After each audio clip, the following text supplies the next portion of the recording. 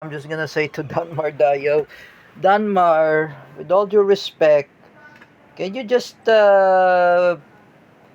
stop creating fake account of Rodelio Daguman? Oh, as you can see, I've been talked with the brother of Robin Daguman named Rodelio. The brother, his eldest brother is Kuya Robin Daguman. He's a Zumba instructor. He said to me, wala pong kinalaman si Kuya Rodelio Daguman tungkol kay Cedric. Because he said to me, busy po siya sa trabaho niya. Oh, he's busy. Why are you still mocking at Kuya Rodelio Daguman that he is busy in his work and he's nothing to talk about politics? Danmar, with all due respect, you'll be happen like Carlo Orencia that I was mentioned by Jared Dino. Oh, to all of the idiot Marcos loyalists who were fake Filipinos, Teacher Alexandra Pagkalinawan, Ate Dina Dumandan Guillermo, o Ate Dina, o even even uh, Eskel Penumbra, Jima Casandil, Paulo Cruzada, Jeffrey Asedio, Gina Asedio, oh, and including Sangkay Janjan and Romeo TV Vlog, and Jab Magno, oh, even Danmar Dayaw, oh, all of you are involved this creating a fake account to manipulate Kuya Rodelio Daguman. I was told by Roylan Marlang, wag mo awayin si Kuya Rodelio Daguman. Have mercy to that person. Maawa ka sa kanya. You always bullying at Kuya Rodelio Daguman that he's not talking about politics. Oh, can you just leave him alone, Danmar? Me and Roylan Marlang, we don't talk about politics. Oh, we always caring at cerebral palsy. Roylan Marlang is always taking care cerebral palsy like Kuya Rodelio Daguman.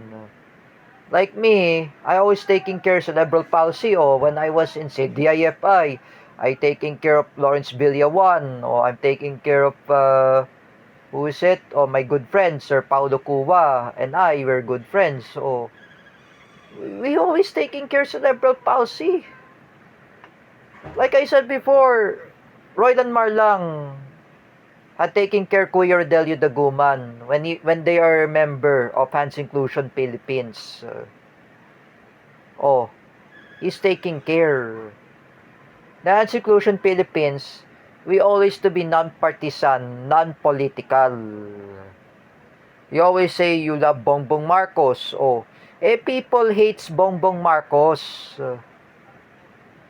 Unlike my dad, unlike Roylan Marlang, unlike Ate Isa, unlike Nanay Net, oh, unlike me, unlike my friend Jens Manaid, Wawel Romero, who else? Oh, Buddy Castro, and even Teacher May Tiburcio, Teacher Marisa.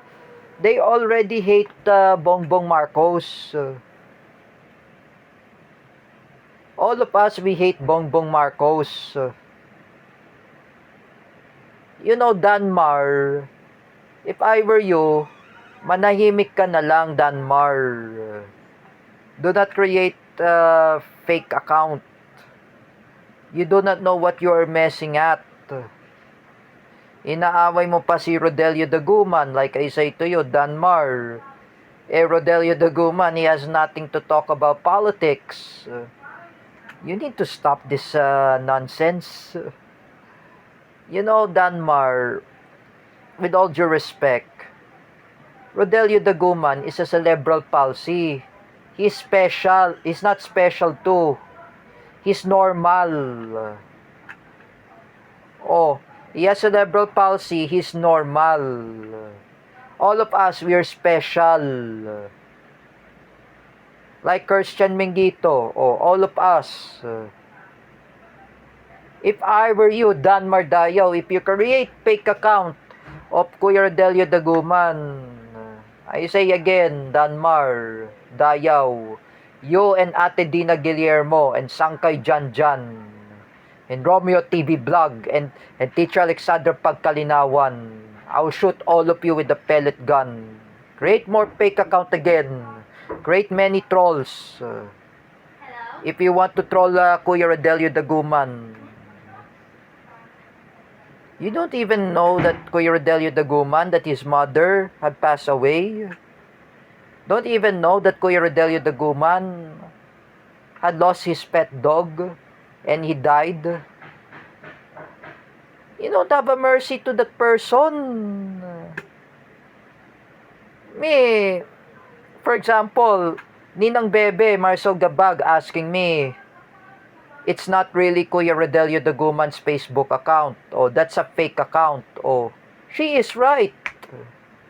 At least I praise Ninang Bebe, Marcel Gabag, I praise Roylan Marlang. They have any kind of concerns.